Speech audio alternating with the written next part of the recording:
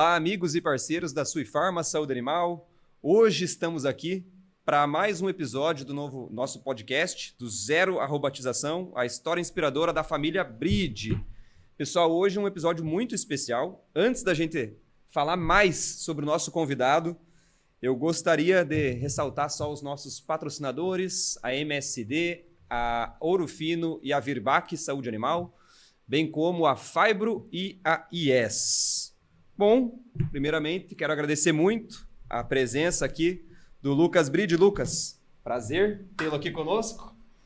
Vamos conversar um pouquinho hoje sobre a Cabanha Bride. Bom, falar um pouquinho para introduzir aqui a nossa conversa. Bom, a Cabanha Bride é uma verdadeira referência na produção de leite na nossa região. Você é um jovem sucessor que transformou o sonho da família em um projeto moderno, eficiente e inspirador.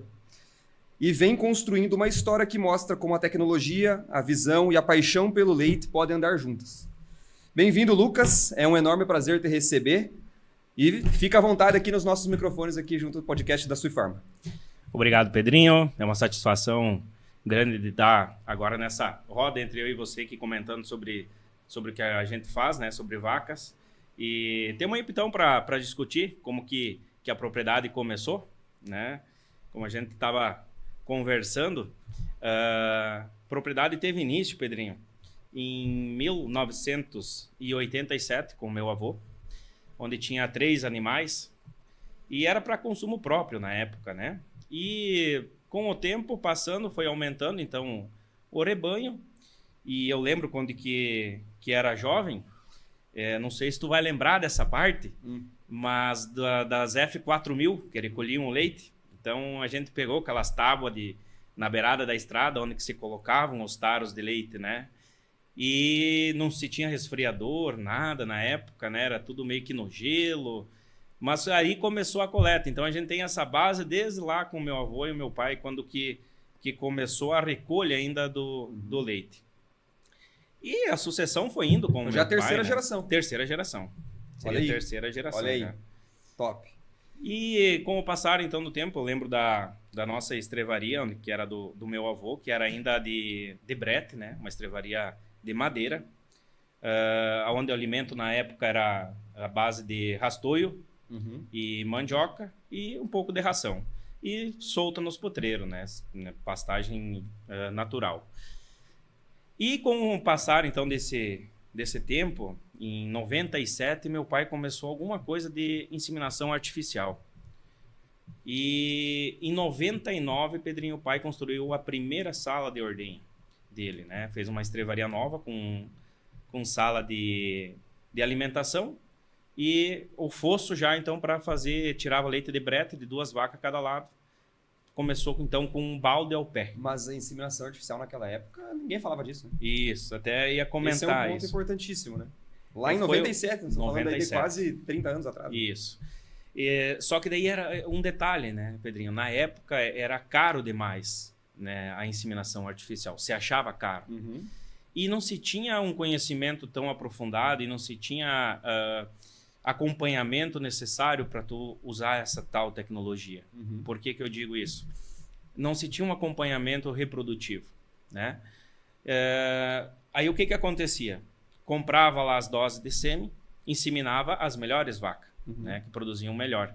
Só que automaticamente essas melhores vacas, como estavam produzindo bem, ela não segura para reprodução, não pegava a cria. Fazia o quê? Monta natural, né? Não, te dei a chance. Sim. Te dei a chance, então agora você vai, né, eu colocava no touro, na monta natural.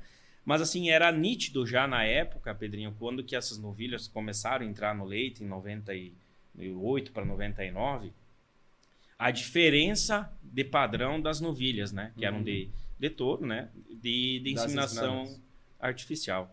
Era muito nítido a diferença. Mas, como eu falei, não se tinha um conhecimento muito amplo sobre o assunto, né? E não tinha um acompanhamento veterinário também, né? Não tinha nutrição. Mas ali em 99 já foi uma virada de chave. Que foi feita, então, essa estrevaria com capacidade para 28 animais. Tá. Né? E tu olhava aquela estrevaria, meu Deus, quando que vamos encher, né? 28 animais. E já com ordenha balde ao pé e com resfriador daí, então, de taro com água, né? E com o passar veio o resfriador a granel e depois ordenha canalizada. Na época, eu lembro, eu era novo ainda, né? Mas que era uma propriedade já que as pessoas iam olhar como era a estrevaria que o meu pai tinha feito sistema de canzil de madeira. Certo. Né? Tu saiu do brete lá, que tu amarrava as vacas, para ir então para o canzil de madeira. O problema maior, não se desmochava as bezerras de pequeno. Aí se tinha que desmochar todas as vacas, enfim, né? Tirar as guampas, cortar, para elas poder ter acesso aos canzil. Mas eu me lembro que muitos produtores foram até lá para ver como é que o pai tinha feito na época, então, para construir também. Tem uma referência desde aquela época. Desde aquela época, né? Meu pai foi atrás, pesquisou também e trouxe, né? Essa já evolução naquele momento. E logo em seguida a estrevaria já começou, né? A sala de alimentação começou a ficar pequena. Então foi ampliado com mais 26 canzis na época. Tá. Né? Isso lá em 2004, por aí. E nesse mesmo período foi começado também a confecção de silagem, né? Antes não tinha silagem. E você falava em silagem, todo mundo chamava de louco. Da onde que já se viu, né? Moer o milho inteiro e botar lá no silo. Sim. E hoje é o ingrediente principal, básico, né? É o básico para a vaca. Então, na época ali, Pedrinho, já foi outra virada de chave, né? Claro, foi aprendendo, né? Se aprimorando muito com o passar dos anos sobre ponto de silagem e tudo mais, né? Mas ali já foi outra virada de chave que teve na propriedade. Pedrinho, gostar, né? De ficar em frente à propriedade, se deu um momento depois que eu fiz meu estágio em 2009. Nesse período a gente começou a participar em feiras também, né? E acho que isso agregou bastante para nós ter uma evolução maior, porque teve uma feira que eu participei em 2010, 2011, e eu separei então os animais para essa feira e coloquei meus irmãos a puxar, né, as bezerras na roda para ser julgado. E eles eram novos ainda na época, nunca tinham feito, então eu preparei as bezerras, levei e ganharam. Então, assim, que seria o Olha Samuel, só. né? Samuel Isso, e 2009. o Lua. Isso. Tá. Não, 2000 e... entre 2008 e 2009, por aí. Tá. Cara, aquilo foi Aí, um up. Virou a chave. Virou a chave. Tipo assim, começaram a gostar daquilo. Né? Hoje são os meus braços direitos que estão na propriedade junto com nós lá. Né? Então, acho que a feira em si, ela ajudou, proporcionou esse momento para eles e ao mesmo tempo eles se sentindo com a vitória, e aquilo levantou eles mais. Então, assim, aquele cuidado que eu tinha com a parte das bezerras, eu não precisava mais ter, porque eles estavam... Isso aí. Brilhou o olho de todo mundo. Com certeza. Isso aí é muito legal, cara. Então, ali em 2009 foi o momento, assim, que tu ainda tinha alguma opção fora, assim, que tu pensava... Porque essa decisão da sucessão ou não, eu acho que talvez muita gente vai assistir, talvez está na mesma posição. Pô, tô aqui na propriedade e tal, vejo que tem futuro, mas tem uma outra coisa que também pode ser. Enfim, o que talvez te ajudou a decidir ali? Não sei como é que era a tua experiência nesse sentido, Lucas. Isso foi um divisor de águas, né, Pedrinho? 2009, 2010, eu fiz o técnico de agropecuária no Colégio Agrícola, né? E eu fiz estágio lá na região de Humaitá, Criciúmal. Certo. Que é uma região muito produtora, né? Muito. Criciúmal é uma das principais bacias do estado. Estavam bem à frente de nós naquele momento. Sim. E a gente pensava em várias possibilidades, Pedrinho. Tipo assim, o pai, ele colocou para mim o que eu senti era uma meta. Que ele não queria que os 3 filhos saíssem da propriedade. Certo. E eu sendo o filho mais velho, então eu comecei a pensar na família no geral. Como é que nós ia fazer para sustentar 4 famílias no futuro? Certo. E aquilo passou um monte de coisa na cabeça. O que poderia ser feito? Né? Suínos a gente já tinha, né? Uma parte em torno hoje de 1.300 suínos, que é terminação. E passou várias coisas na mente, o que poderia ser feito para agregar valor, para conseguir então manter as 4 famílias reunidas, né? Os filhos não precisassem sair da propriedade, que era uma vontade do meu pai. Isso. E em 2009 para 2010, quando fui fazer esse estágio, Pedrinho, me abriu o horizonte e vi o potencial que teria na bacia leiteira. A gente trabalhava com isso já, né? Mas não era algo muito focado. Não é que não era focado, a gente estava com os olhos tapados. Não via o leque que poderia abrir, né, para investir e ter mais rentabilidade com o negócio. Sim. Chegando lá, Pedrinho, totalmente diferente, né? Em 2009, 2010, ali, o pessoal já fazendo 3 ordenhas. E aquilo foi um choque de realidade. As estruturas, principalmente genética, né? Um veterinário especialista na parte de reprodução. Coisa que vocês não tinham ainda. Não tinha, ninguém tinha. Na nossa região não faz era... tanto tempo. Exato. Né? Se tu fazer um retrocesso, né? É algo tão recente. Mas não tinha. Ninguém tinha algo... E eu que vi, assim, a inseminação artificial, né? Muito forte em questão de genética. Sim. Né? O pessoal investido pesado nessa questão. Daí tu começa a ver a tua realidade com o Adelar, né? Então eu tinha também o que o meu orientador falou para mim. Tu tira 5 pontos positivos e 5 pontos negativos de cada propriedade que a gente for visitar. Eu visitava, então, várias propriedades, né? E aquilo foi me chamando a atenção, né? Isso aqui serve lá para mim, isso aqui não serve, porque isso tá errado. Sim. Aí foi um alavanca. Então, na época, quando voltei, você dá aquela realidade, cara, tu é novo, tu quer fazer assim... Gás total. Meu Deus. E aí comecei, né, Pedrinho? Primeiramente com um veterinário, dando assistência de reprodução. Já trouxe isso aí. Já trouxe isso, né? Para dentro da propriedade. E também um zootecnista, um médico veterinário também, que dava parte de dieta, né? E medição de leite, né? Coisa que não se tinha. Então, lá era tudo igual. A vaca que ganhava, que produzia mais, ganhava a mesma coisa que todas as outras. E também não se falava em medição de leite, né? Ninguém sabia quanto tinha dado.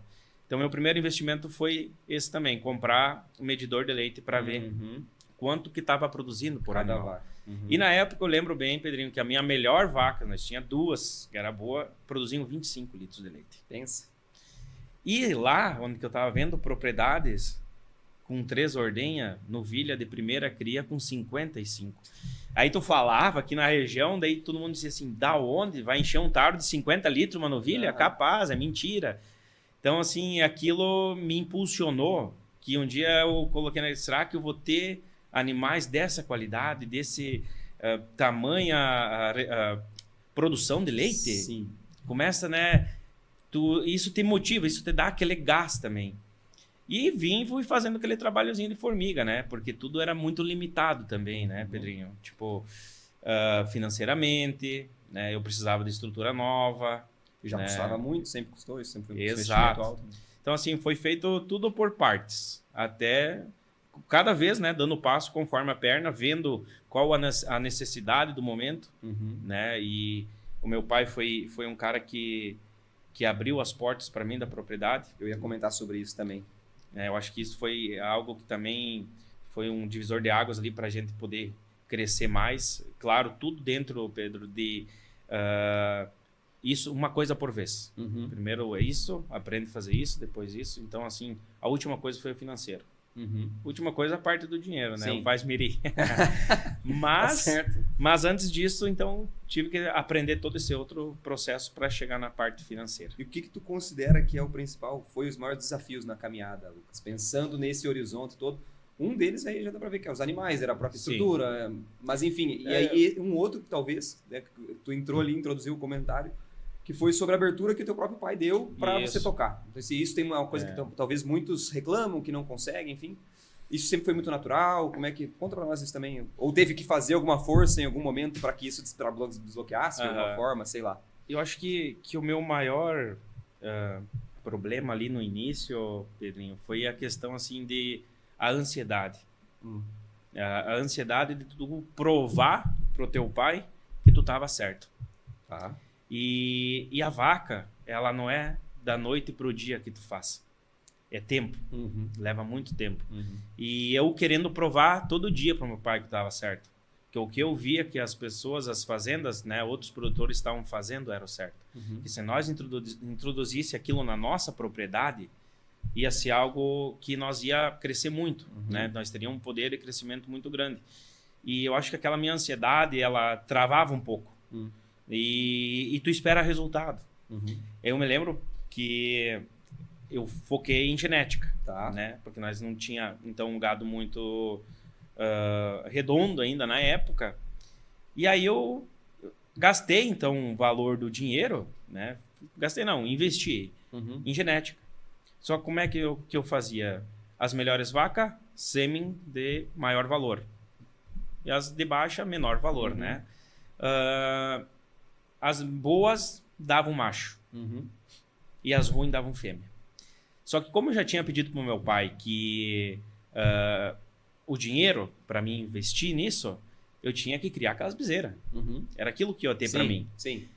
E aquilo foi um atraso, porque eu não tinha dinheiro para comprar animais, para começar já com uma genética boa. Eu tinha que trabalhar com os animais que meu pai tinha, com inseminação, para conseguir melhorar o rebanho. Certo. E como nascia aqueles bichos ruins, rapaz do céu, aquilo dava um desânimo, né? Tu esperava aquele animal lá, aquela vaca boa, e quem é produtor... comprou a briga em casa lá. Exato, e quem é produtor sabe, às vezes tu fica naquela agonia de esperar aquela vaca parir, né? Um sêmen bom, vai lá um macho. E então isso demorou um pouco, né? Para dar essa virada de chave, como eu falei, a vaca, ela não é da noite pro dia que tu consegue fazer algo para ela te mostrar já a capacidade dela. A gente fala de anos, né? É o tombo, né? É uma virada de chave para a vaca. Às vezes, desde um confinamento, né? Tirar a vaca do pasto, botar no confinamento, para ela mostrar o potencial dela, ela tem que sair dali e voltar de novo, voltar do zero, né? Então, isso demora tempo para tu conseguir provar. E isso aí eu acho que me travou um pouco no início, mas a persistência de querer mostrar para o meu pai que eu estava certo, que nós poderia crescer mais no setor, eu acho que isso aí me impulsionou também a continuar na atividade. Foi uma das coisas que te motivaram, foi querer mostrar ali que ia dar certo. Mostrar. E várias outras coisas, né? Tipo, pessoas dizendo que não ia dar certo, daí tu querendo... é um combustível. É um combustível também, né? E ficam falando, então eu queria mostrar pro meu pai, eu só queria provar pro meu pai, para mais ninguém, que o que eu tinha aprendido, se nós seguíssemos naquelas 4 linhas, nós tínhamos um crescimento muito grande na frente. Certo. Bom, vou passar para a parte da tecnologia agora, Lucas. Quando foi que você percebeu que era hora de investir mais pesado em tecnologia? Tu comentou ali agora sobre essas manejo, primeiro dá para se considerar tecnologia o próprio veterinário, o próprio zootecnista, isso são tecnologias que não são robotizadas, enfim, informatizadas, mas são tecnologias que não tinham na época e vieram. E o quanto tu percebeu, assim, foi nessa ida do estágio que te fez brilhar o olho, que foi o primeiro ponto de atenção, e depois aí eu já quero que tu vá começando a falar para nós sobre a robotização, que é um assunto fundamental também. Pedrinho, o que acontece? Tu tá sempre numa evolução, né? Numa constante evolução na bacia leiteira. Então, assim, tu tem que primeiro saber fazer o feijão com arroz bem feito, né? Isso sempre falo. Não adianta tu querer inventar moda que não vai dar certo. Então, o que é o feijão com arroz bem feito? É uma alimentação boa, né? Um compost ou um freestyle, né? Uma estrutura que seja adequada para aquele sistema, tanto o freestyle quanto o compost, respeitar todas essas questões. E aí tu vai começando agregando, né, outras questões em cima. Então, a propriedade começou a crescer depois de 2010. Então, a gente fez esse primeiro investimento de fazer uma parte da estrutura que a gente tem hoje. Faltou dinheiro. A gente esperou mais 2 anos para conseguir dinheiro de novo para terminar aquela estrutura. Então, em 2014, a gente mudou para uma sala de ordenha nova e uma sala de alimentação nova. E aí também cresceu, né, Pedrinho? Tipo, nós fizemos para 86 animais na época. E é capaz que vai encher isso. Encheu. E trabalhar com vaca pasto, com quase 100 animais, nós já também não tinha mais como. Então, fomos atrás de tecnologias para ver o que estava se enquadrando, né, no momento de pegar e fazer ou freestyle ou compost. E é onde que a gente optou, então, na época, por fazer um compost. Mas isso já era 2019. Né? Tudo um passo por vez. Então, assim, tu tá sempre, todo momento tu tá investindo. Então, chegou lá fazendo o compost e vendo que os animais que estavam dando um resultado muito bom. Uhum. E a gente, então, conversando com nutricionistas, com veterinários, enfim, vimos que nós teríamos a capacidade de aumentar ainda mais a produção com uma terceira ordenha. Certo. 2020 partimos para a terceira ordenha, onde teve um crescimento ainda maior. Uhum. Né? E nesse crescimento, a gente viu o potencial dos animais que se tinha fazendo a terceira ordenha.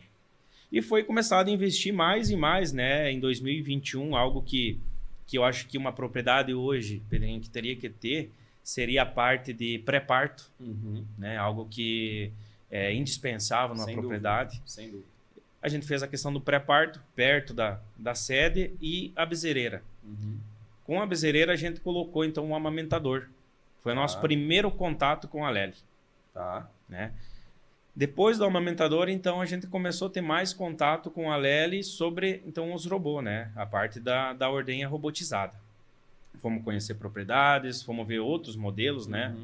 De outras marcas também. E a gente, então, chegou numa conclusão da parte do robô da Lely. Uhum. O porquê? Todos os produtores que eu fui, eles falaram a mesma coisa que eu falo hoje. Se fosse voltar, eu não voltaria. Então, aquilo me dava segurança. Segurança, sim. Né? Tanto quanto dados, quanto produção.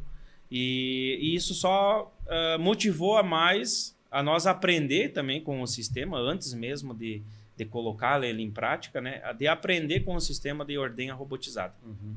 Até um pouquinho sobre a ordenha robotizada, Lucas. O que mudou, fora do aspecto da ordenhabilidade ali mesmo, mas assim, em termos de dados dentro da propriedade, de gestão, que eu tive a oportunidade de conhecer lá o teu escritório, vi que é um mundaréu de dados que tá louco. Tu sabe qualquer coisa de cada vaca no detalhe, individual, né? Antes, assim, como é que era? Já tinha alguma gestão de dados dentro da propriedade, de controles? Tu comentou um pouquinho sobre o controle leiteiro lá do início e tudo mais. Mas como é que era antes? O que mais mudou? Ou se aquela, digamos assim, essa espinha, essa vontade de conhecer os dados da propriedade já estava contigo desde sempre e agora só aperfeiçoou? Fala um pouquinho para nós que isso é gestão, e gestão é um assunto que, cara, é importantíssimo a gente falar.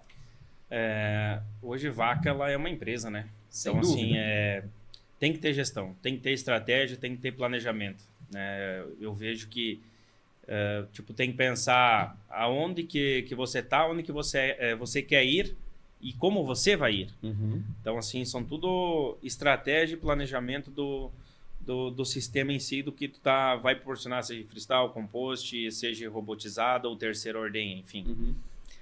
Eu tinha dados, né? A gente tinha programas, tinha dados, mas não específico como o robô dá hoje, né? Tá. O robô, hoje, ele dá muita informação. Então, vamos lá. Pensando em produção, ok? Ele produz mais, né? Ele dá um percentual maior porque ele vai ordenhar conforme a necessidade do animal. Se tem animal que não precisa fazer 3 ordenhas, ele não vai fazer. Ele vai mapear o animal, né? E ele vai ver, bom, uma primípara. Ele aceita lá no programa que as primíparas, elas têm mais acesso que as multíparas. Certo. Tudo isso para dar mais pico de leite. Maximizar o máximo. O máximo. Tirar o quanto mais leite desses animais. Então, querendo ou não, a produção, ela aumenta. Certo. Automaticamente tem que pagar o investimento. Certo. Né? A questão de dados é impressionante. Né? Os dados que você tem vai além do que tu imagina antes de comprar a máquina. E depois tu, com a máquina e aprendendo com ela te dá muita informação. Certo. Né? Informações tipo assim, se pegar numa propriedade hoje, por mais que tenha controle leiteiro, muitas vezes não tem uma produção total da lactação. O robô, ele te dá isso, porque como ele mede todo dia toda a ordenha, certo, ele vai te dizer, não, o animal número 100, ele produziu 15 mil litros de leite na lactação de 305 dias. Certo. Todo o período. Todo o período. Desde parte de doença, então assim, acho que parte de descarte, ele otimiza muito, né, nessa questão, porque ele vai te dar as enfermidades desse animal, tu vai ver se ele vai ser vai ter uma rentabilidade ou não. O computador, ele te faz já isso, porque ele faz a soma da produção dele, e isso é diário. Né? Questão de cio, né? Ele te dá a probabilidade de cio, probabilidade de doença, ruminação.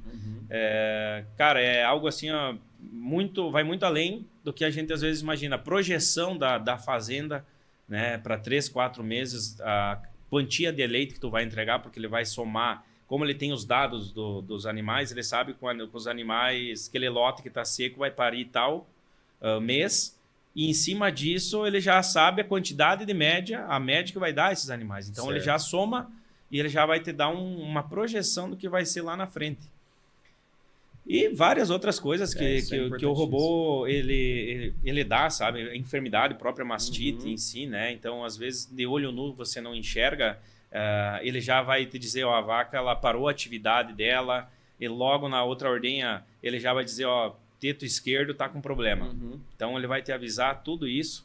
Então, tu estando ali no computador, tu já vê, tu vai lá na vaca, tu consegue pegar antecipadamente esse problema para conseguir entrar antes e resolver. Então vai muito além, né? Ele vai muito além da própria extração do leite, que é a facilidade de manejo e tal.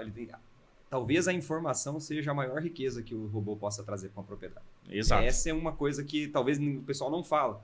Mas quem tem a oportunidade, como eu tive a oportunidade, só tu vendo para tu entender isso. E essa mentalidade que eu vejo em você é a mentalidade de quem pensa no longo prazo, a mentalidade de enxergar o rebanho ou a fazenda de forma profissional, né? Para enxergar valor nisso. Porque muitas vezes só não enxerga o valor nisso porque não pensa aquilo como um negócio. Eu acho que isso tu tá muito certo nesse sentido. E outra questão, né, Pedrinho, tipo assim, o robô, ele é muito momentâneo, né? Vamos supor, o tratador das vacas. A gente tem o nosso funcionário, o Iago, que ele faz o trato dos animais. Cada 15 dias ele tem folga. Aí vem outro tratador. Tá? O computador já mostra a diferença. É a mesma máquina, é o mesmo trator, é o mesmo produto, é o mesmo farelo de soja, silagem, enfim. Já baixa a ruminação ou aumenta a ruminação. Então, assim, ele é muito exato. Deu qualquer problema, tu já vê ali na hora que baixou a média, o que ele estava projetando para o dia de média, já começa a ficar vermelho. Então, tu consegue ver o erro muito mais rápido do que qualquer outra. Tipo, no dia a dia, tu não consegue enxergar, às vezes, um mínimo detalhe que vai te dar um reflexo que tu vai ver só no outro dia, quando o leiteiro chegar para carregar o leite. Ele consegue te mostrar esse erro, para não acontecer esse erro novamente, né? Perfeito. Isso é fantástico, cara. E como que foi o processo de adaptação da equipe e das vacas ao robô? Isso também é uma dúvida comum, né? O pessoal fala, além do investimento, tem essa objeção, digamos assim, pô, mas minha equipe não sei se vai se adaptar, ou as vacas não sei se vão se adaptar. Como é que é isso no início? Tem mesmo uma crise de adaptação ali? O que o produtor pode esperar? Não, ó, é normal ficar tanto tempo assim? A pessoa já está sabendo, né? E ciente do que vai acontecer ali. A mesma coisa ter um filho, né, Pedrinho? Muda a rotina aí. E os animais tendo aquela rotina, Pedrinho, tu tirar ele da rotina é estressante. Não é fácil no início, né? Tem que ser persistente. Em torno de 40 a 60 dias aí você ensinando os animais, né? Porque, querendo ou não, ele tá naquela rotina. Claro. E aí a vaca é um bicho de rotina, né? Exato. Então, no início não foi fácil, né? A gente se revezava, fazia 2 turmas, cada 8 horas se trocava. No início, as primeiras semanas ali, depois a gente ia acordando um pouquinho mais cedo, tocando até um pouco mais tarde, para fazer a vaca, então, aprender a nova rotina dela. Não foi fácil no início. No início dava quase vontade de abrir as porteiras e ir lá, tirar o leite e descansar, né? Porque cansa. Sim.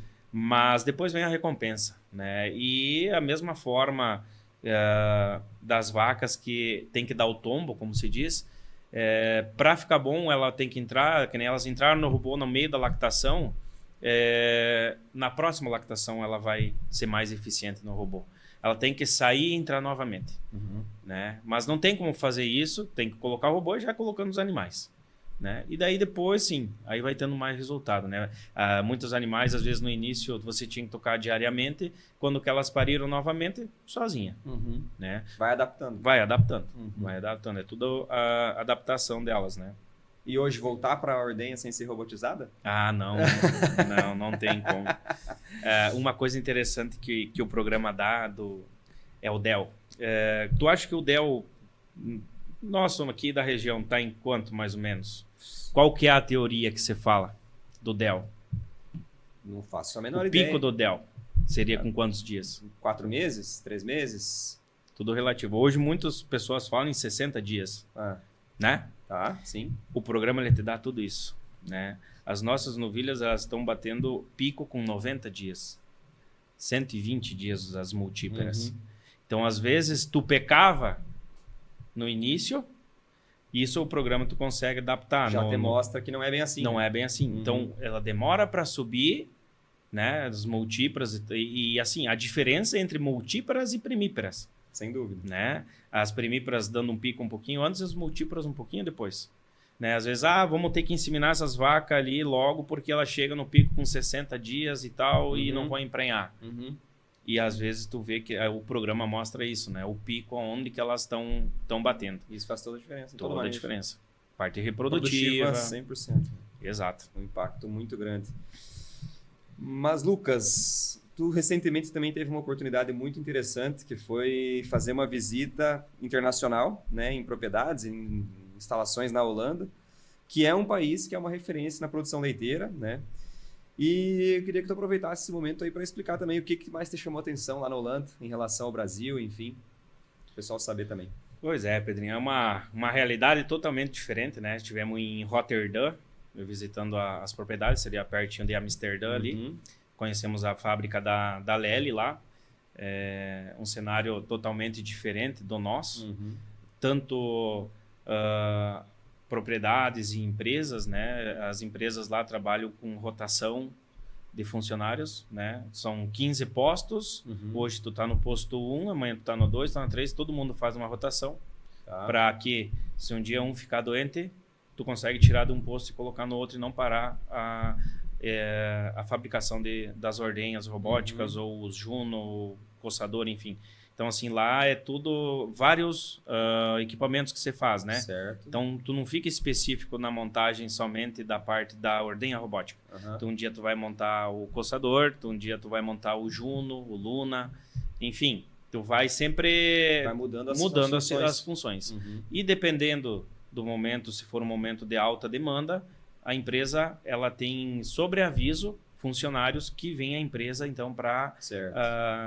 conseguir fazer essa demanda de astronauta ou, enfim, o que precisa de produto, né?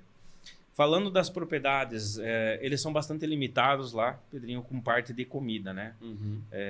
Eles praticamente ficam 6 meses de inverno, né? Lá neva. Muito intenso o inverno. Né? Então, assim, o que é a comida deles lá? Eles plantam muito batata e beterraba, Uhum. né? E eles fazem açúcar da beterraba. Tá. Eles tiram o açúcar da beterraba e o bagaço da beterraba entra como dieta para os animais. Uhum. Então, cervejaria, né? Resíduo de cervejaria, Certo. bagaço de beterraba, pasto e ração. Então, assim, eles conseguem fazer até 6 cortes de um pasto. Que seria praticamente igual o azevém nosso melhorado. Uhum. Alguns fazem o pré-secado, né? E quando se sobra, eles dão o pasto verde. Uhum. Entende? Aí o que acontece desses 6 meses aí, Pedrinho? É tu guardar uma boia boa. Silagem, difícil. Tu vê lavouras de milho e monte de silagem, silos de silagem. O que era o básico era aquilo ali. Capim, o bagaço de beterraba, o bagaço de resíduo de cervejaria. Eles não podem usar somatotropina lá, né? Tanto boost como lacto, lá é proibido. 160 dias por ano, eles têm que largar os animais 6 horas por dia no sol. Eles têm uma praga que seria o pato, o ganso, né? É tipo um ganso nosso, ele é um pouco maior e o governo não deixa matar lá. No máximo 2. Tá. E eles têm que deixar 3 meses uma área de terra para procriar esses animais. Lá, imagina, Pedrinho, lá tá 4 metros abaixo do nível do mar. Então aquilo é um banhado. Banhado. Né? Eles batem muito na questão de esterco, né? Separação do sólido com o líquido. Né? A própria Lely tem um produto que elas vendem para da urina transformar em ureia. Eles colocam lá um ácido sulfúrico, se eu não estou enganado, para transformar em ureia líquida. Né? Eles não podem esparamar esse esterco que nem a gente esparama hoje. Né? Eles têm que inteirar. Eles têm que ter uma valetazinha, né? Que é uns discos, uma máquina igual a nossa, tem uns discozinhos e vai inteirando. Mas também tem a questão, eu tenho 100 animais, vai produzir X cúbicos de esterco no ano. E eu tenho X hectares. Eu não posso usar daqui a pouco todo esse esterco. Porque ele infiltra muito rápido na água ali, né? Porque tem uma conta que tem que fazer. Exato. Os produtores têm que pagar uma empresa terceirizada para vir retirar e levar para outros produtores. Certo. Né? Então, eles, nesse quesito, eles são... até, tipo... Aqui não se vê muito isso, né? A própria esterqueira é embaixo, né? Embaixo da estrutura. Porque lá, por hectares, é o que tu consegue construir em metros quadrados. Então, assim, a esterqueira seria uma construção. Certo. Então, eles fazem embaixo para não pegar metragem para conseguir fazer, então, um galpão maior. Entendi. Na primeira propriedade que a gente foi, para ter uma ideia, Pedrinho, o cara ficou esperando 20 anos para o governo liberar para ele construir. Então, às vezes, dá vontade até de desistir, né? Em 20 anos Mas muito a questão tempo, ambiental está muito à frente da nossa, Sim, né? bastante à frente. Isso é um assunto que provavelmente vai... É importante já estar se vendo na Europa, porque provavelmente esse debate que começa lá, uma hora vai vir para cá, né? E a questão ambiental nos últimos eventos de eleito que a gente tem participado já tem se visto. Vai ser algo que vai povoar o debate nos próximos 10, 20 anos, né? O produtor não vai conseguir fugir disso. Então já é importante essa visão, claro que talvez não vai vir com o rigor, até porque as condições do Brasil e de lá são muito diferentes, né? Bem diferente. Extensão territorial, clima e tudo mais. É outra, o uso do esterco, se tem outras... né? Não tem como comparar, né? Tamanho, né? Se nós pegar o Rio Grande do Sul, é maior. Sem dúvida. Né? Então, questão de território, né? Mas, claro que é algo de se pensar muito, né? Eles não têm é muito diferente ainda. Nossa realidade com a deles lá, né? Eles não têm mato, né? Justo. Preservação, eles não têm. Aí tu pega a questão, se mora um animal lá, o que eles fazem? Não podem enterrar. Enterrar vai dar água, né? Eles têm uma parceria com uma empresa de incineração. Então, eles têm que pagar anual essa empresa e cada animal que morre, eles morrem. Aí, a parte boa de investimentos lá, se tu for investir lá, é 30 anos para pagar com 3% de juro. E, assim, se tu fizer tudo o que eu mencionei, tipo, tu faz a incineração dos animais, você tem larga os animais tantas horas por dia durante o período que eles pedem, o governo paga 10 centavos de euro a mais por litro. Tem um subsídio ali para... É um subsídio que o governo... Então, assim, se tu seguir as regras do governo, enfim, ele vai te pagar até 10 centavos de euro a mais por litro, né? Sim. Então, assim, pensando em produção agora lá, abaixo da nossa, da nossa realidade. Tipo, pensando em ordenha robótica, né? Certo. 80% a 90% das propriedades são robóticas. Perfeito. Na região da Holanda, a Alemanha é forte também. Muita mão de obra familiar daí. É só família que trabalha. Né? Tipo, muito poucas propriedades que a gente foi lá que tinha funcionário. Só então família. O tamanho das propriedades deve ser também mais enxuto ou não? É tudo em cima do tamanho da área que você tem. Então, assim... a maior 200 animais. Certo. Que a gente visitou, né? Daqui a pouco pode ter maiores. Certo. Assim, o que deu para perceber era entre 100, 150 a 200 ali. Mas são boas propriedades aqui para o Brasil, ainda boas propriedades. Então, assim, e tu não consegue crescer, né? Daí não tem... Isso. Tem limitação então, da área. Se tu tem 100, vai continuar com a 100. Tu não pode ir a 150 ano que vem. Justo.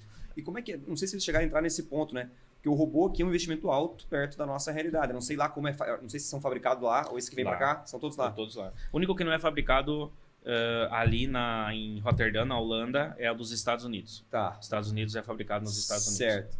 E aí para eles é mais acessível o robô? Não sei se chegaram a entrar assim perto do valor das vacas ou não. Tipo, acessível do dizem-valor? Não muda muito. Se nós levar em consideração que o navio fica 45 dias para chegar aqui, né, entre deslocar lá, chegar aqui, daqui, frete e tudo mais, não é tanta diferença, sim. Não é tanto. Então também né? pro produtor também foi um peitaço que tiver que dar para mudar de... Certo, bem certo. Então, assim, só que lá tá mais valorizado o leite também. Né? Tá mais valorizado que o nosso. Então, assim, hoje tu consegue diluir um pouquinho mais. Certo. Mas pensando em propriedades, as médias de 30, 35, 37 quilos por animal. Certo. Né? Uma média, eu vejo baixa, né?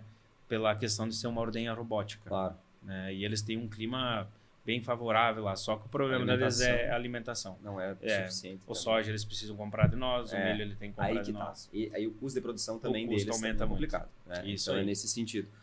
E eu não sei, a realidade é muito diferente, né, Lucas? Mas tem algo que vem de lá que tu olhou assim, que não sei se tu bateu das tuas épocas de Criciúmal, que tu bateu e falou, cara, isso aqui vai fazer sentido para mim? Ou é tão diferente que fala assim, cara, é legal conhecer, mas talvez não... tipo assim, o que acontece, Pedrinho? A gente tá num momento que... Como é que eu vou te explicar? A gente já foi buscar várias tecnologias, várias informações e temos várias propriedades grandes, né?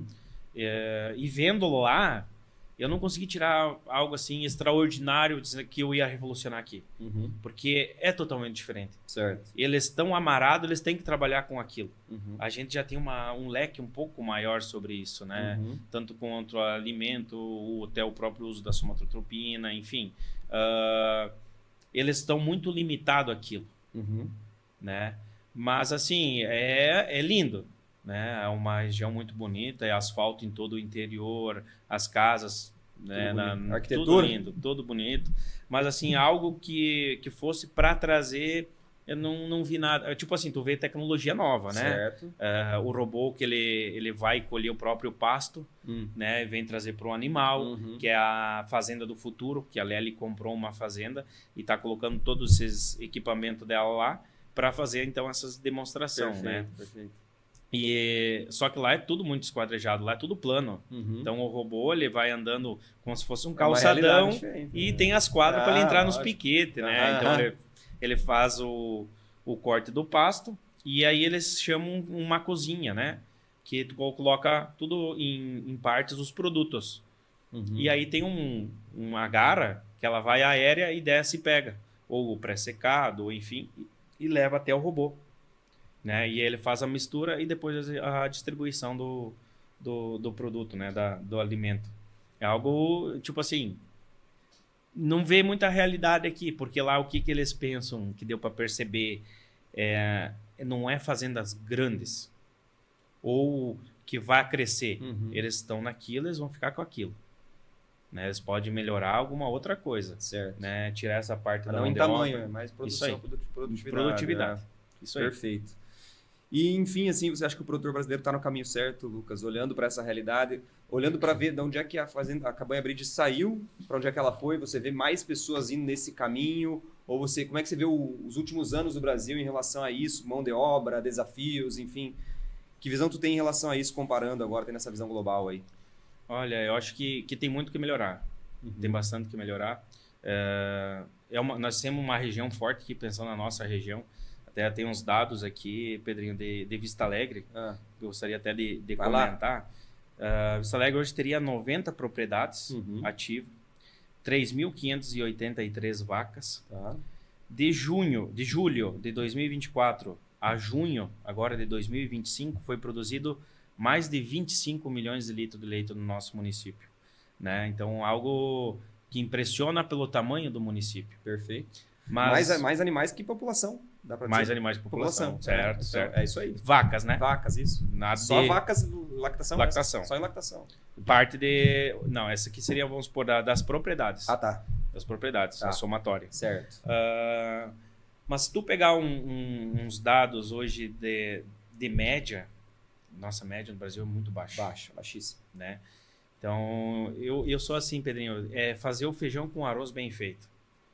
Então, eu vejo isso, às vezes, das propriedades, elas querem inventar moda, usar produto milagroso, pozinho milagroso, enfim, e esquecer de comprar uma variedade boa de milho.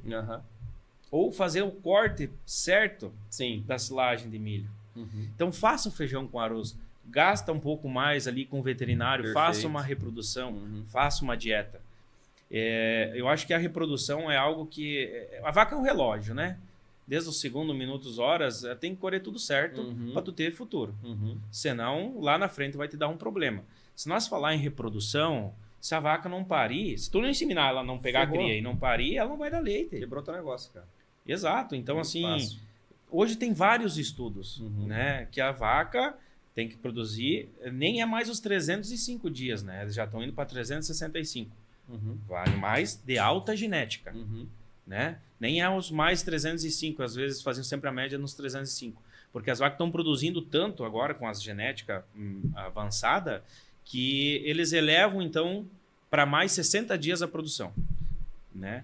Então, assim, tem que fazer conta, Pedro. Tem que fazer conta, tem que ver aonde que está errado, onde tu vai mexer. Às vezes, o produtor ele investe no lugar errado, né? Eu sempre digo, genética, se tu tiver uma vaca boa, uma comida boa, tu pode botar embaixo de um pé de vergamoteira que ela vai dar leite. Justo. Agora, tu pegar uma vaca ruim, mestiça, jogar dentro de um cross ventilation, num compost, num freestyle, ela não vai te dar rentabilidade. Eu vejo isso. Então, às vezes, primeiro faça teu rebanho. Aí depois tu investe em estrutura, porque no momento que tu investir em a estrutura, esses animais, eles vão estar aptos, eles Tirar vão o só máximo. somar. Eles vão ter somar. E, claro, comida boa. Tem que ter comida boa, porque entra tudo pela boca. Perfeito. Né? Para sair o leite, entra pela boca. Eu sempre comparo assim, Pedrinho, tipo, lavoura, né? A vaca, ela não tem um multímetro. Ela não consegue mostrar para o produtor a capacidade que ela tem de produzir. Se tu me der comida boa, água, sombra, água fresca, enfim, eu consigo produzir 70 litros. O produtor, daqui a pouco, ela está produzindo 50 e ele, tá bom, tá ótimo. E ao invés, ela poderia produzir 20 litros a mais. Aí tu pega a lavoura, 2 vizinhos plantando. Plantam soja ou milho, enfim, no mesmo dia, né? Uma no lado da outra. Aí um colhe 70 e outro colhe 50. Opa, o que aconteceu? Foi a semente? Foi a adubação? É algo mais visível. Eu perdi 20 sacas aqui. A vaca ela não mostra que o produtor está perdendo. Isso é um grande gargalo. Né? Então, assim, se tu não tiver dados, principalmente dados para ver aonde que está teu erro, né? E uma gestão, não é que dá prejuízo, mas poderia te dar muito mais lucro. Isso é importante. Né? Eu vejo que às vezes as pessoas estão querendo inventar muita moda e esqueceu o feijão com arroz. Faz o feijão com arroz bem feito, pré-parto fundamental. Né? Hoje não existe um futuro na bacia leiteira se tu não tiver um pré-parto bem feito. Né? Se a vaca pariu mal, ela não vai bater o pico de produção dela. Sem dúvida. Ela não vai conseguir botar o potencial, porque ali vai dar febre, vai dar retenção. Automaticamente, esse animal dando retenção já vai demorar para emprenhar. Ela vai ficar mais tempo seca comendo, né? Uma conta que às vezes muitas propriedades não fazem assim, por mais que seja uma vaca boa e ela demorou para emprenhar e tu secou ela com antecedência e ela fica lá comendo. É vantagem que a pouco, claro, vai muito do momento da propriedade, mas se tu tiver novilha para substituir, troca. Claro. Um animal comendo de graça. Sim. Né? Então investe na novilha. Isso é gestão, né, cara? Tu tem que ter essa gestão. Sexado, trabalha com uma porcentagem um pouquinho de sexado para tu ter essas novilhas a mais para repor caso que aconteça algo. Então, eu acho que tem vários caminhos e para conseguir aumentar um pouco mais a produção na nossa região já é uma região diferenciada. Mas eu vejo que tem muito potencial ainda. Mas tem um potencial gigante para crescer. Né? Mas é que eu falei, primeiro faço feijão com arroz, vai atrás de informação. Hoje a informação está na palma da mão. Sim. Conversa. Eu sempre disse que lá em 2009, 2010, Pedrinho, eu tive muita dificuldade com os produtores de lá, daquela região. Eles eram produtores que eles não te passavam a informação. Certo. Eu ficava escutando. Né? Tinha conversa com o orientador e eu ficava pegando as coisas boas que ali conversava e que eram feitas. E hoje não. Hoje eu sempre disse que se eu puder ajudar um produtor a não errar, porque o problema do erro muitas vezes ele não é agora, ele é para sempre. Justo. Se eu pudesse ajudar, me pedirem ajuda, com certeza a gente vai ajudar. Faça assim que tu não vai se arrepender, faça assado. Então, tá na palma da mão hoje. Justo. Né? É muito mais fácil do que se era uma vez. Então, assim, Se alguém faz algo hoje e era, porque ele não foi atrás direito da informação, né? Então, às vezes, que nem eu disse, faça o feijão com arroz bem feito antes de querer pular lá na frente, né? Ótimo. Uma visão Essa que visão é que eu tenho. importantíssima, cara. Nossa, isso aqui é uma aula, Lucas. É um curso de graça que o pessoal tá recebendo aí, cara. E é o curso da vida, né? Certo. O curso da vida. De quem fez, botou a mão lá atrás e viu acontecer e fez acontecer, né? Uma coisa só que eu vi aqui, Pedrinho, tipo, nós falamos, só esquecemos do Juno. Tá. O Juno é um robô que ele faz a aproximação da comida. Ah, certo, verdade. Outra coisa muito importante também para principalmente os nutricionistas, né? Não adianta o nutricionista vir aqui, Desenhar. ele fazer, vai bater a tua dieta, vai lá dar comida e tá sobrando, tá faltando, o nutricionista quer saber esses dados, né? Não, tá sobrando. Tá, mas ela tá sobrando por quê? A vaca não alcançou Sim. ou realmente você empurrou a comida, aproximou e ela realmente sobrou? Então, assim, esse Juno, ele faz esse serviço, ele passa em hora, né? Ele faz 24 rotas por dia, aproximando a comida. Né? Então, ao mesmo tempo, ele larga um alarme sonoro, que faz tipo uma buzina, que a vaca, escutando isso, muitas vezes tu tá lá, tu repara, ele começa a fazer a rota, começa a largar esse som sonoro, o animal levanta e vem comer, porque sabe que vai ter comida próxima. Olha que legal, você disso que tinha esse som. Então, assim, isso é muito interessante também. Às vezes a vaca ela tá sobrando porque ela tá sobrando realmente que você empurrou ou que ela não tá alcançando para comer, né? Sim. Isso é importante, Lucas. Como é que vocês chegaram à decisão de colocar o Juno? E assim, é fácil o produtor medir se aquilo ali se paga? Porque eu sei que é um investimento também robusto, não é barato um equipamento desse, né? Como é que vocês chegaram nessa conclusão aí? Ou foi em alguma propriedade que vocês foram? Também, essa ideia? também tudo isso. Né? A gente foi atrás, pesquisou, fomos em propriedades que se tinha e fizemos conta. Né? A vaca gosta de rotina.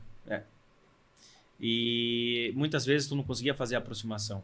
Tu fazia a aproximação 3 vezes por dia. Aí, à noite, um exemplo. Tu encostava a comida na hora que terminava o serviço, né? Por mais que eu fosse encostar na ordenha da noite, no outro dia de manhã faltava comida lá e sobrava aqui, onde ela não alcançava. Hoje já não. Sempre tem alimento. Sim. Então, assim, tu apopra em desperdício e tu sabe que o que tu tá colocando na dieta, a vaca tá realmente comendo. Então, é mais fácil para tu ajustar essa dieta. Certeza, porque o nutricionista é uma benção, né, cara? Claro, porque hoje, assim, leite é centavos. Claro. Então, assim, muitas vezes, sobrou um monte e vou diminuir, mas realmente as vacas estão precisando mais. Justo. Então, às vezes vai um monte de mineral fora, farelo de soja fora, por ela não ter alcançado. Claro. Então, se tu fizer toda essa conta, tu vê que você paga. Sim. E a questão de mão de obra. Né? É uma máquina, vai fazer 24 rotas por dia. Quem vai fazer 24 não vezes? Tem, né? Possível. Então, assim, ele vai lá, você carrega a bateria e vai fazer a rota dele. Né? Chovendo, não chovendo, final de semana, não, ele está fazendo a rota. Como a vaca gosta de rotina, isso é já um prato cheio pro animal. Ótimo. De todas as tecnologias, esse aqui não está no script aqui, das tecnologias, alguma se arrependeu, Lucas? Falou, cara, isso aqui acho que não devia ter colocado, ou investir, talvez poderia ter feito outra coisa. Porque isso também é uma coisa. Às vezes o produtor fica em cima do muro, pô, investimento alto, vai substituir uma pessoa, mas daqui a pouco, sei lá se eu deveria fazer isso ou não, e aí acaba não fazendo, ou acaba fazendo e depois volta atrás. Você, como tem um cara que testa muita coisa, não testa a moda louca, né? Mas às vezes algo que não adaptou na tua rotina lá na propriedade de vocês, fui ver lá, era bom, mas depois talvez não teria feito. Lembra de alguma coisa? Isso é algo que eu sempre estudo muito nessa questão, né, Pedrinho? Porque é algo que eu quero deitar na cama de noite e dormir tranquilo, sabendo que eu fiz a coisa certa. Então, assim, apareceu uma tecnologia nova, vamos lá ver se é boa, se não é. E antes de eu tomar essa decisão, eu, estudo, reestudo, peço, vou atrás, pesquiso, converso com outros produtores, enfim, para ter a certeza que aquilo vai ser algo beneficente. Sim. Faço conta, Sim. Né, vamos fazer conta, vai se pagar, não vai.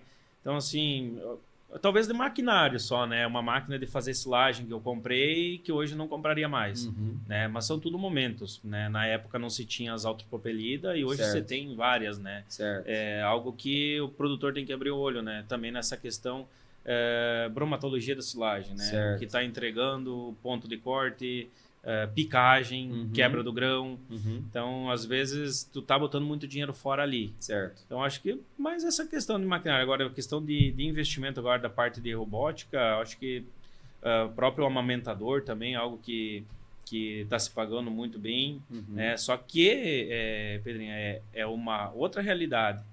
Você aprende com a máquina. Né? Não é algo que você vai... Tipo, largar a máquina ali, comprei a máquina, você vira. Não. Tu vai mudar a tua rotina. Não vai precisar acordar toda aquela hora lá para fazer a ordenha e tal. Tu vai tocar alguma vaca específica, entende? Então, muda totalmente. Perfeito. Ótimo. Cara, que legal esse papo aqui, meu. Dá vontade de ficar falando mais tempo aqui, homem. Eu vou chegar mais pro final, porque assim, a gente falou do papel da família lá no início, Lucas, e eu vou retomar esse assunto, porque eu acredito que seja importante, desde a história que tu contou do teu pai, que queria que os 3 filhos ficassem e tal. E, assim, até pra gente valorizar o avô, o pai, o que tu aprendeu com eles lá, não sei se tu chegou a ter contato com teu avô ou não, teve, e que tu levou, que talvez está presente com vocês, que está no DNA da Cabanha Bride hoje, desde aquela época. Claro, mudou tudo, mas daqui a pouco alguma coisa sempre fica. E isso carrega e talvez tu queira passar depois para os teus filhos também, enfim, nesse sentido. Eu acho que o trabalho é algo que leva muito, e eu sempre digo, tipo, até que eu tiver saúde, eu quero continuar trabalhando, não é que depois a gente se aposenta, quer abandonar, né? Algo que quero levar o que o meu avô levou, o sobrenome dele, né? Uma pessoa séria, honesta, trabalhadora, e tanto meu pai também. Acredito que o meu avô trabalhou até quando descobriu que tinha câncer, 71 anos, e ele sempre com uma enxada na mão, carpindo, fazendo algo. Acho que isso me impulsiona muito, né? Ali a história do meu avô no passado, como ele começou com, para tu ter uma ideia, na época com 10, 12 hectares e entregou a propriedade para nós com mais de 100 hectares. Né? Quando ele saiu praticamente com uma panela, tinha que cozinhar o feijão primeiro para depois cozinhar o arroz.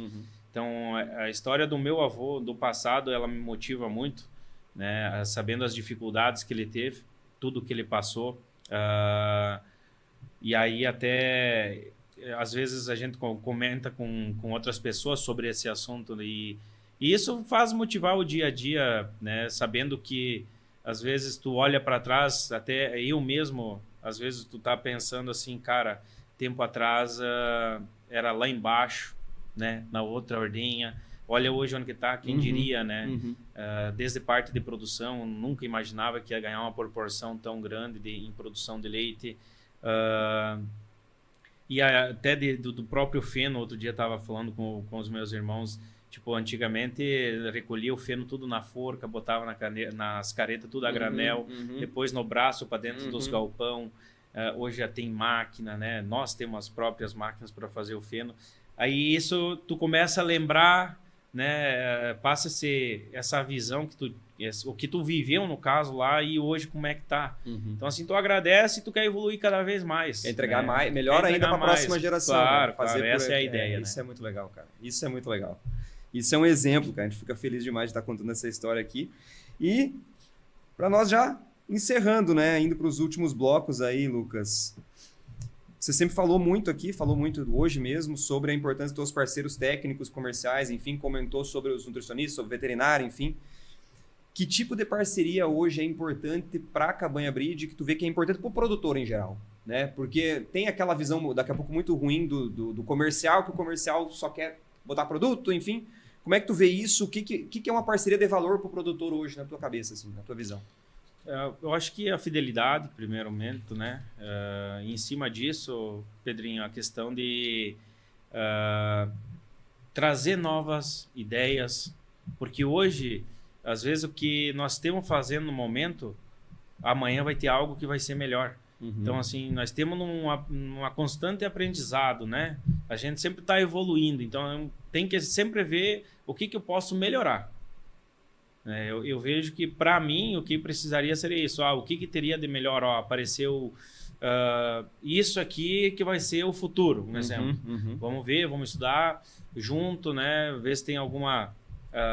vai somar para a propriedade em si. Eu acho que nesse sentido, né, Pedrinho? Tem que sempre tem que estar com a cabeça aberta em ouvir. Eu sempre ouvi bastante, né? Porque para tu aprender primeiro você tem que ouvir. Então, primeiro tu ouve, vê, tira tuas conclusões, né?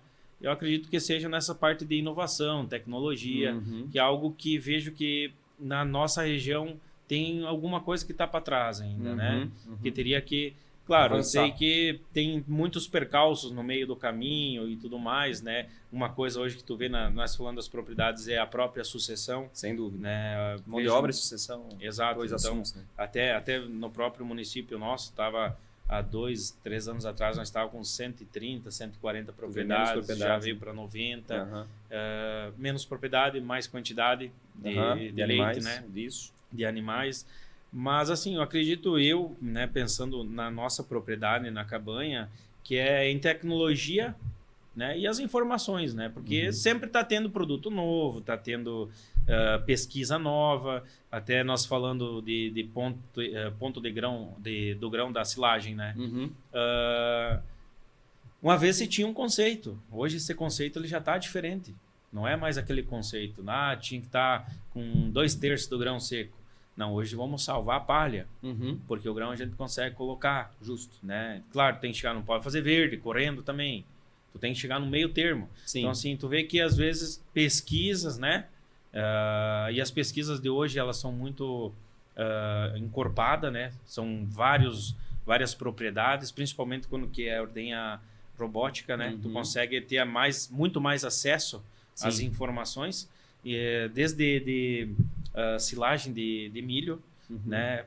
No caso, as variedades dos milhos, tu consegue ter uma noção de quanto que está produzindo, fazendo as análises bromatológicas semanalmente, toda semana a gente faz análise, para chegar numa conclusão nas variedades de milho também. Então, assim, acho que nesse caminho, tecnologia, informação, algo que tu consiga lucrar mais, né? No futuro. Perfeito. Eu acredito que o parceiro estando do teu lado, cara, eu quero botar mais dinheiro no teu bolso, quero estar vendo a tua propriedade como teu olho, né? Tipo, como é que eu posso agregar nesse sentido? Eu vejo isso me colocando também como parceiro de produtores, mas também como parceiro de outras empresas que também nos procuram para fazer parceria. E tu quer que justamente assim, eu me sinto assim, né? Cara, se colocar no meu lugar, quer treinar minha equipe, quer me ajudar, sabe? Crescer junto. Crescer junto, que é isso aí, pegar os problemas que de fato tu tem e não só, né? Exato. Emitir um boleto e mandar uma nota, né? Exato. Então, mais ou menos nesse sentido. Né? Eu acho que é esse tipo de parceria, né? Que você tem, né? Quando você tem um problema também, né? De tentar resolver, não somente a venda, mas sim o acompanhamento em si, só a ideia, né? Tipo, cara, se tu fizer isso aqui, eu acho que não vai ter mais esse problema. Justamente. Eu vejo isso em outras propriedades, né? Tipo, se tu ir por esse caminho aqui é mais curto, né? Tu vai se dar melhor aqui na frente.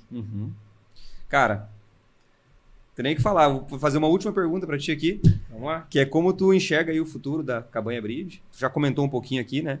E já emendando, né? Se pudesse dar um conselho, se alguém vai começar no leite agora, por qual caminho? Retomando tudo, tu já falou bastante coisa aqui, mas só dar esses dois ganchos, assim, como é que tu vê a propriedade e o que tu faria se fosse começar agora do zero aí também?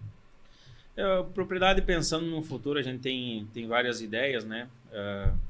Primeiro, como eu sempre falo, fazer o feijão com arroz bem feito, por mais que a gente já tem ordenha robotizada. No futuro a gente pensa em colocar então um 4º robô e chegar nos 200 animais em lactação com 4 robôs. E trabalhar com venda de novilhas, né? Genética. Então, novas receitas, né? Acho que tu comentou isso. Não depender só exclusivamente da receita do leite, isso né? Aí. Isso é então, importante. É uma fonte de renda a mais, né? Eu tinha comentado outro dia com você, focar bastante em inseminação sexato e em cima disso ter também um mercado de venda de animais, que era algo que a gente já vem se preparando a tempo, né? Mostrando em algumas feiras alguns animais que a gente tem, mas assim, primeiro fazer o feijão com arroz, eu vou fazer o meu rebanho primeiro, certo. Aí quando eu tiver redondo, aí tu pode partir para isso. Eu consigo para venda. Mas é ótimo. Né? Então, e tem mais outras ideias no futuro, né? Às vezes a gente se limita a alguma coisa de áreas, né? De terra, então assim, tem que ver qual o limite que tu consegue ir nesse sentido. E teria outras ideias que tinha lá atrás, né, Pedrinho, porque eu pensei em várias hipóteses, né, para continuar na propriedade, né, e o que se tinha na época era era muito pouco modo de dizer do que você tem hoje, né? Trabalhamos com aquilo e construímos o que tem hoje, então não era tão pouco. Mas às vezes tu olhando para trás, comecemos lá com um tratorzinho pequeno, hoje já tem 5, 6 tratores, enfim, Sim. Uma propriedade com bastante estrutura. E pensando nesse lado de receita, tem várias outras possibilidades, alguma coisa de industrialização, enfim, né?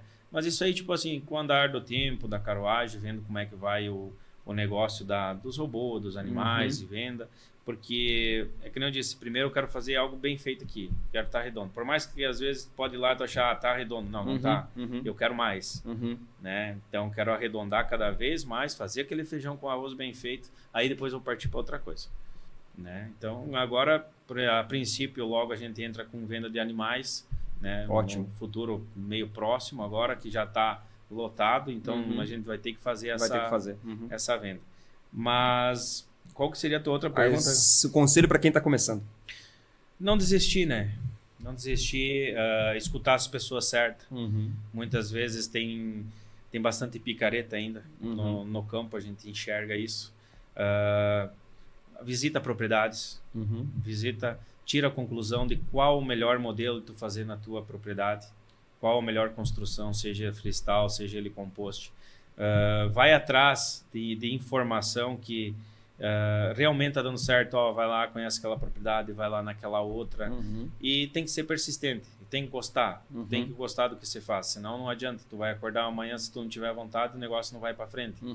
Então assim, fazendo feijão com arroz bem feito, começa do zero, devagarinho, porque o leite é tudo muito demorado para acontecer. Perfeito. Então acho que começa bem feito uma reprodução. Se não tiver uma base, comprar uma base, não 20 animais, compra 10 bons,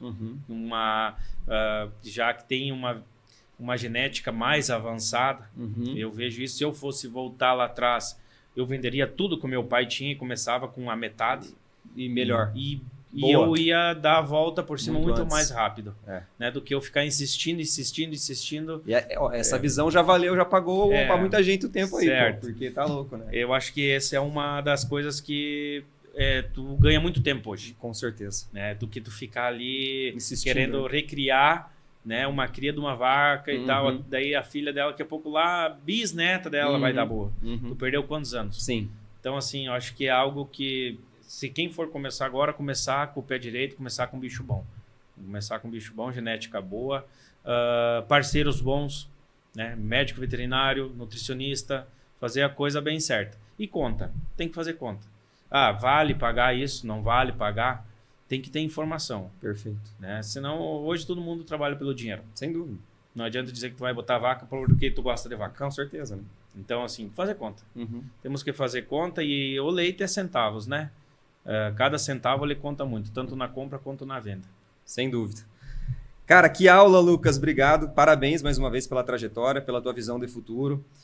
Para mim, pessoalmente, né, e acho que para toda a região é um orgulho ver um produtor aqui de casa, com tanta inovação, com tanta gestão, paixão pelo leite, né? E obrigado por compartilhar a tua história com a gente, a história da família. Acho que a gente fica muito agradecido. E parabéns mais uma vez. Não, eu que agradeço, né, Pedrinho, pelo convite. E se tu for começar a falar de vaca mesmo, tu fica falando, nem sei quanto tempo nós gastemos aí, mas eu acho que deu umas 2 horas. Mas eu acho que quando tu começa a falar num assunto tão que abre um leque muito grande, tu começar a falar de cada detalhe, ele te toma bastante tempo, né? Mas é um tempo que valeu a pena nós comentar aqui, Pedrinho, o que for da minha alçada, do meu alcance, como eu sempre falei. A gente sempre está de portas abertas para tentar ajudar um produtor a aerar o mínimo possível, né? E ter sucesso, porque eu sou produtor de leite e eu não quero que um produtor de leite pare. Eu quero que ele continue, que ele aumente, que ele tenha rentabilidade com aquilo. Então, eu fico agradecido pelo convite, Pedrinho, pela nossa parceria, e pode contar aí com a Cabanha Breed. Show! Obrigado. Pessoal, então, agradecer mais uma vez o Lucas e a Cabanha Breed por ter aceito o convite. Era para ser só 30 minutos, mas a gente acabou se estendendo, porque o assunto vai longe. E agradecer mais uma vez os nossos patrocinadores aí, a MSD, a Virbac, a Ouro Fino, a Fibro e a IES. Lucas, obrigado. Tudo de bom. Abraço. Tamo junto. Tamo junto. Valeu.